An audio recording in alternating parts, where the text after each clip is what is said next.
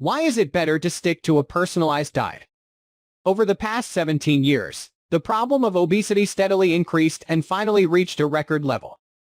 Such a disappointing verdict was made by experts from the National Institute of Medical Statistics in a recent study. Experts found that overweight is faced with 40% of the adults and 19% of the children and adolescents in the United States. These numbers are higher than ever in U.S. history. Obesity has become a real epidemic that affects more and more people. The scientists were called to figure out how to solve the crisis of obesity. Obesity leads to an increased risk of diabetes, cardiovascular diseases, and many other severe health issues. According to the statistic, cardiovascular disease and diabetes are the main reasons for deaths in the world.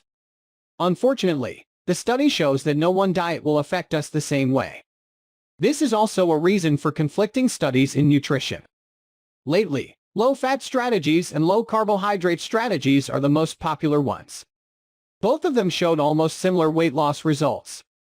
In most cases, these regimens lead to moderate weight loss. However, these eating patterns may work well for some people and not well for others. Welcome to Natural Health Plus. Before going forward, we request you to kindly subscribe to our channel so that you don't miss any of our videos. So let's start. Kevin Hall, a researcher at the National Institutes of Health, supposes that the key point of these diets is that both of them have a similar rule, cutting out on ultra-processed food, which is extremely popular in the USA as it's cheap, easy to prepare, and tasty. According to statistics, 57% of Americans regularly consume ultra-processed food. The research shows that people who eat ultra-processed food eat 500 calories per day more compared to those who don't. Experts theorize that this may happen due to hormonal changes that are triggered by the consumption of ultra-processed foods.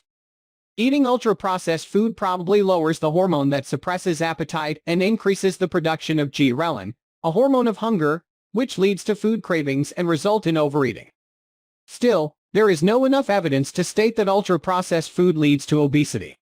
Moreover, it's extremely difficult to get accurate data in nutrition study as the results depend on multiple factors like lifestyle, health status, and diet of the research participants. Usually, subjects fail to stick to a diet precisely, so it's hard to tell for sure whether the meal plan in question is effective. Probably, the latest researches on the question will help the nutritionists to find the key to a more effective way of weight loss.